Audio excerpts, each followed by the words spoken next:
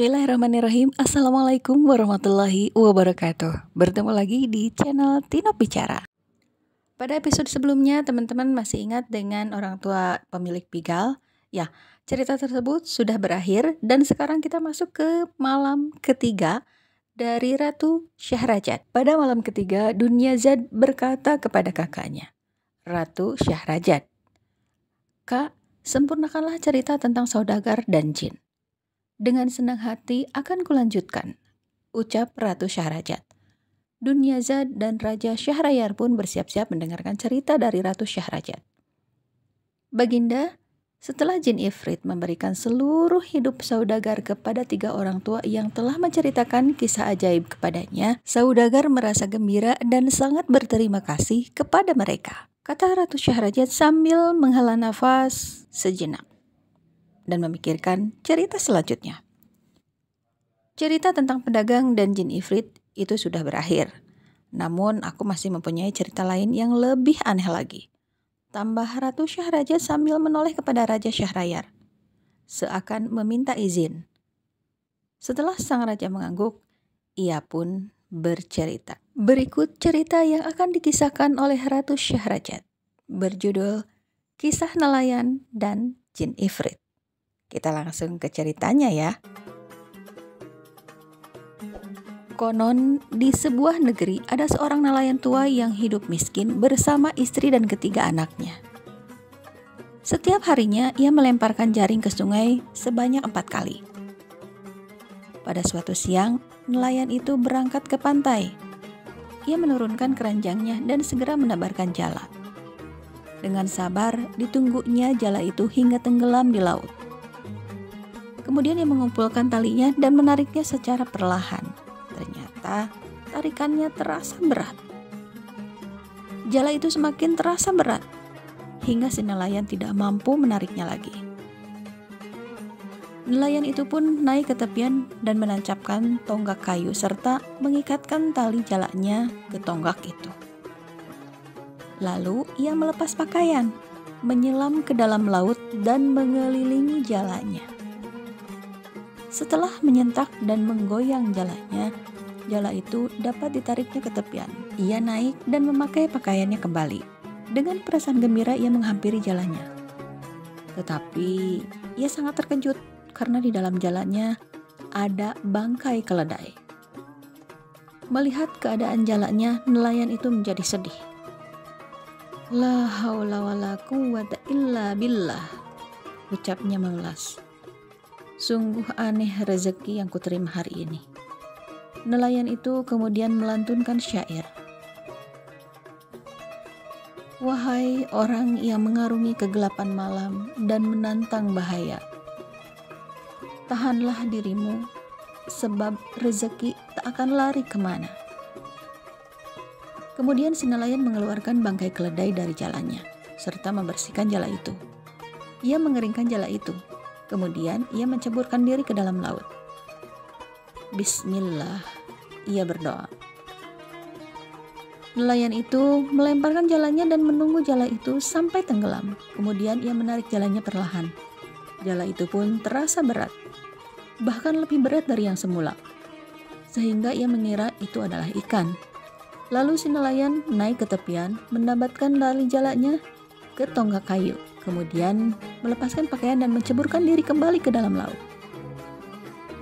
Nelayan itu menyelam mengelilingi jalannya dan menggoyang-goyangkan hingga dapat ditarik. Ia kembali ke darat dan menarik jalannya secara perlahan. Ternyata di dalam jala itu ada bejana besar penuh dengan lumpur. Dengan rasa sedih, nelayan itu bersyair kembali. "Wahai pembakar waktu, penuhilah harapanku. Jika tidak engkau penuhi, paling tidak ampunilah dosaku. Hari ini aku terdapat keuntungan dan tidak ada cara yang mampu mencukupi kebutuhanku. Aku keluar mencari rezekiku. Aku dapati ia berwujud lumpur dan bangkai yang kaku. Betapa banyak orang bodoh yang memuja bintang-bintang, sedang orang pandai duduk menyendiri di kegelapan malam." Kemudian si nelayan membuang bejana itu, membersihkan jalannya dan mengeringkannya. Setelah berdoa, ia kembali ke laut. menebarkan jala dan menungguinya hingga jala itu tenggelam. Ketika ia menarik jalanya secara perlahan, ia tidak lagi merasakan beban yang berat. Saat jala itu diperiksa, ia hanya menemukan panci dan botol-botol. Ia pun kembali bersyair. Rezekimu tak akan lari darimu, tetapi tak juga terikat erat di sisimu. Rezekimu tak akan datang dengan pena yang kau tuliskan, atau dengan kuas yang kau sapukan. Lalu nelayan itu menengadahkan kepalanya ke arah langit. Ya Allah, sungguh Engkau Maha Tahu bahwa setiap hari aku hanya menebarkan jalaku, tidak lebih dari 4 kali. Sudah 3 kali jala ini kutebarkan. Semoga yang keempat adalah keberuntunganku.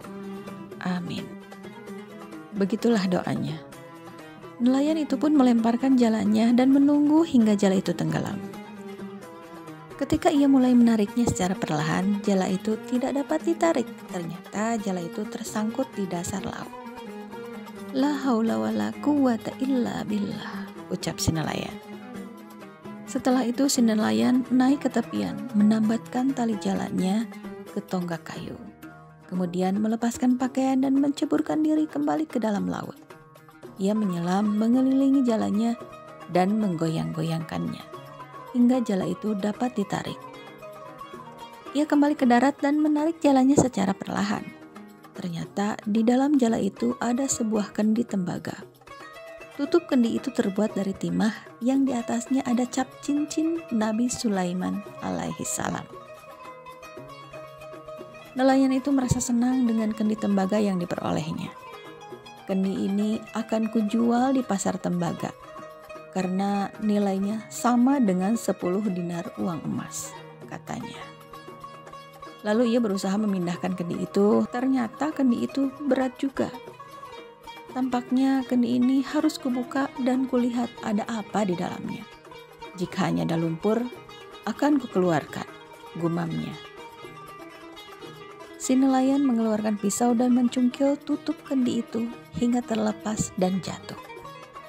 Ia membalikkan kendi itu dan tidak ada benda yang jatuh.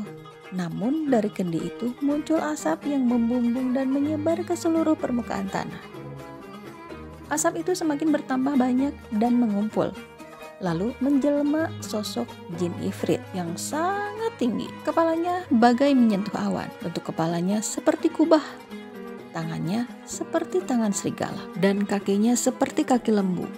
Mulutnya seperti mulut gua. Giginya seperti batu cadas. Hidungnya seperti cerek, dan kedua matanya seperti pelita. Ia tampak kusut dan berdebu. Melihat jin ifrit, bergediklah tubuh si nelayan. Giginya terkatup, air liurnya mengering. Ia bahkan bagaikan orang buta, meraba ke sana dan kemari. La ilaha illallah, Sulaiman Nabiullah, seru jin ifrit ketika melihat keadaan si nelayan. Wahai Nabi Sulaiman, janganlah engkau membunuhku. Sungguh, aku tak akan mengkhianatimu lagi. Aku tak akan menentang titahmu lagi. Hai jin ifrit, apakah engkau berbicara dengan Nabi Sulaiman? Bukankah Nabi Sulaiman telah wafat 1800 tahun yang lalu? Tanya nelayan itu memberanikan diri. Ketahuilah, kita saat ini berada di akhir zaman. Jin ifrit tampak tidak percaya, sedangkan si nelayan semakin berani. Apa yang terjadi denganmu? Kenapa engkau berada di dalam kendi ini? Si nelayan kembali bertanya. Mendengar ucapan si nelayan, jin ifrit berterik senang. La ilaha illallah, bergembiralah wahai nelayan, seru jin ifrit. Kenapa aku harus bergembira? Tanya si nelayan keheranan. Karena engkau akan segera kubunuh saat ini juga. Engkau akan kubunuh dengan cara yang paling mengerikan. Seharusnya engkau merasa malu, hai ifrit laknat. Aku telah membebaskanmu. Tetapi, kenapa engkau malah hendak membunuhku? Apa yang mengharuskan membunuhku? Tanya nelayan itu makin berani. Silakan engkau meminta cara kematianmu. Aku akan memenuhinya dengan senang hati. Ucap jin ifrit kian menggila. Apa dosaku hingga aku harus menerima hukuman darimu? Rupanya engkau belum tahu kisahku. Kini engkau akan kuberi waktu untuk mendengarkan kisahku. Silakan engkau kisahkan panjang lebar. Bukankah nyawaku sudah di tanganmu?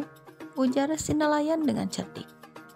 Kemudian Jin Ifrit pun bercerita. Bagaimanakah cerita yang akan dikisahkan oleh Jin Ifrit? Tunggu kelanjutannya di episode berikutnya. Demikian untuk video kali ini. Mohon maaf jika ada kesalahan. Terima kasih. Assalamualaikum warahmatullahi wabarakatuh. Video lengkapnya cek di playlist ya.